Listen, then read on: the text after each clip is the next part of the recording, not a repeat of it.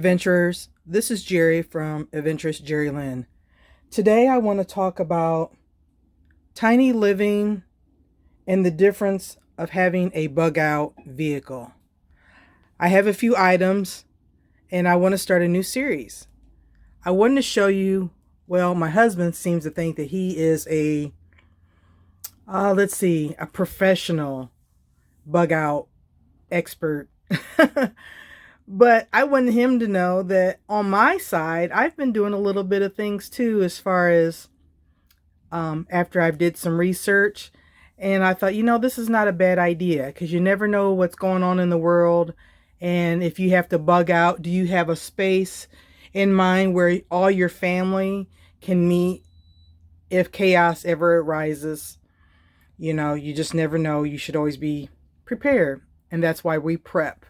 So let's start off what I have. First thing, because you never know if you may get injured, we have a suture kit. You just never know if you need to do a quick kind of emergency. If somebody gets cut, you want to make sure that you have plenty of items, to stay warm. If you have to cut wood, pocket knife, scissors. We have an emergency blanket. And we got lights. We got a couple of those. And I've always loved this knife. This knife is really nice. All right. And then we have some cord. And I have a this is what I got for my I should have unzipped it before. I got this as a Christmas gift. It is a drone set. So say if you're somewhere and you want to know what's going on in your area, whether there's animals, if there's a second exit where your bug out area is at, or if maybe you're out boondocking or something and you heard some noises and stuff. You just want to know, survey your area before you go in the wrong area. It may save your life. So I like the idea of having a drum set. And I like this idea because I was making fun of my husband because we are so competitive as far as, who can fish the best. But this is a automatic fishing reel. You just, yeah. Where does it say? Strong, lasting, durable. And then fishing rod, fishing pin. And then we have some waterproof matches. Because again, the first thing that you want to have in your bug out, you want to have shelter, which is our cargo trailer. You want to have plenty of food and water. You want to be able to have heat, whether that is to keep you warm or to cook. And then you want to have electricity, something with batteries or generator or solar. Now here, I like this idea. You got a shovel, can opener, you got everything. We got seeds to plant, because you never know how long it's going to go. You may have to plant you some vegetables. We got 2 headlamps. This is just a sample of what we have. We have so much more in the house. And again, in the middle of my downsizing house to RV, I ran across all these items and I'm like, you know what? How about showing the people, my adventures, what do you have? Comment and, comment below. What do you have in your RV or your tiny living? Do you have a bug out vehicle? Do you have a place to go in case chaos arrives? You just never know. You have your batteries. And I'm going to come back to these 3 here in a second. Your canteen, your water. Now, I got this big old box. Actually, my husband does. Upstairs. in the house. It's 2 boxes of 30-day supply of food. But I brought this down because this he just got recently. It's Food for Patriots, 72-hour food supply. And it has soup and rice, traveler soup. And then here's a 72-hour food kit. And has 16 servings. So this steel wool, this is something that you can use. If you had this and you had batteries, you can start a fire. Now I wanted, again, my husband and I, we are so competitive. I wanted to show him that I'm doing my part too. So what I did was in my little water, I'm going to hold this. Let's see. I'm going to put this up so you can see. Okay. In here,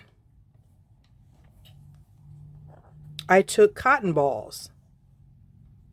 And what I did was I saturated them with Vaseline. And I stuffed those in pretty good. So you could start a fire. Same thing with my Altoids. I stuffed the inside with cotton balls. And I saturated it with Vaseline. So when you start your fire, if you just put cotton balls in your fire, it's just gonna burn immediately.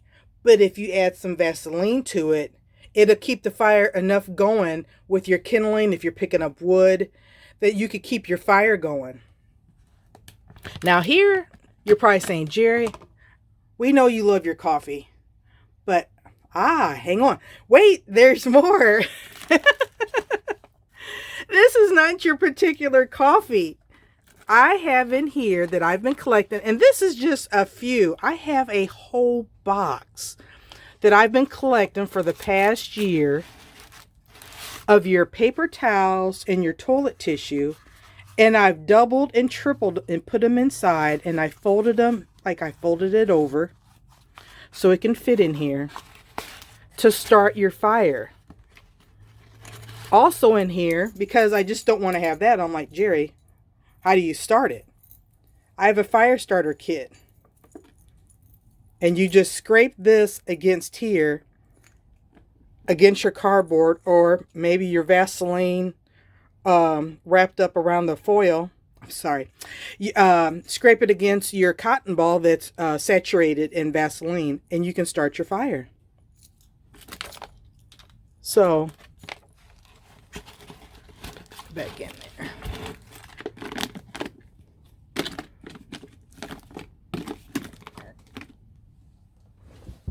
All right. So again, what would you do if chaos would arrive in your city, in your town? Do you have the items that you can survive? Oh, did I mention the leather gloves? Okay, the leather gloves. Do you have the items to survive in your tiny place or in your RV? See, I'm sitting here in my cargo trailer. I'll pan slow.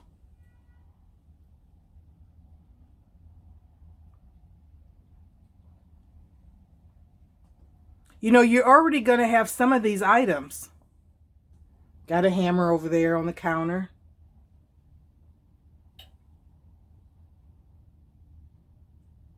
If you see my previous videos, got the little heater. You know about our cargo trailer. My fridge. Got my table. The Berkey water filters inside. But I got my water. Speaking of water, give me just a second. Take a sip real quick.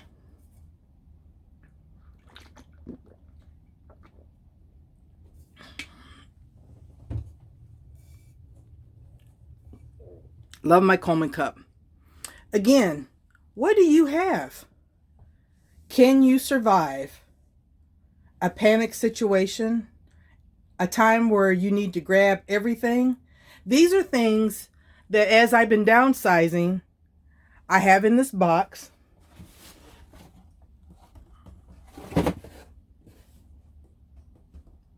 for right now. And all those items can fit in the box. I'm going to put them in the back, in the trunk of my car. Now, eventually, I'll move up or upgrade to either an SUV. I'll go back to an SUV or a truck. But these are items that, that could help. The Mr. Berkey can help us, like if we have river water or stream or pond, wherever, that it will filter out all the bad stuff. There's the canteen. So if, say, we needed to go hunt, and we're going to walk away from base camp, can you survive? Again, this is just a small version of what I have right now. Put in the comments below. For first, while you're here, make sure you hit that like button. Hit that like button, please. And put in the comments below about if you have a bug out area. Where do you retreat to? We teach our family and we teach our kids as they're growing up for fire safety. If there's a fire, where do you meet? Do you meet down at the corner? Do you meet down at your neighbor's 2 houses down? Where do you meet if you have to leave the house in case of a fire? Because obviously you don't want to be anywhere close, because what if the house catches on fire with it's already on fire, but worst case scenario, if the gas line explodes, you don't want to just be standing outside, the fire until the fire trucks come. But we teach our family, our kids as they're growing up, what do you do? If you're in a 2-story, do you have a ladder for them to jump out the window and safely crawl down the steps or the ladder? These are things that we teach our kids, but why don't we teach them as they get older? Things happen, life happens, and you may need to have a bug out vehicle. So this is just something for you to think about, because again, we're all learning here. This channel is about RVing, but do you have enough things to keep you sustained? How much food do you have? Do you have a month's worth of food? Where would you store it? Like I have plenty of storage underneath here. All things you have to think about, because you never know what life may throw at you. I want to say thank you so much for coming back each and every Monday. I love you guys. You guys are so awesome. You may not want to think about it today with all these things, but just think about it. Bugging out and having a vehicle that have all your essentials, your shelter, your food, your heat, electricity. Do you have enough, do you have enough gas and oil, extra belts for your vehicle, extra brakes?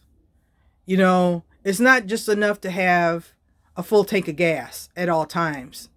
You want to make sure you have extra things. Can you change your oil? All things to consider. All right, I'm going to end this video right here. You guys think about, why not? It's not if, have you thought about it? But now that you thought about it, you saw a video, what can you do to keep you and your family safe? Now, obviously, I don't have down here, stacks of dog food. But if you have animals, cats, dogs, birds, do you have enough food to keep them? You may have food for you, but if you start sharing your food, yeah, that's not going to work. You have to think about your animals too. Because in a disaster, when you have to leave at a moment's notice, do you have everything that you need with you on your person? And that is your bug out vehicle. All right, you take care. We'll see you out in the open road. Love you, family. Bye-bye. Bye-bye.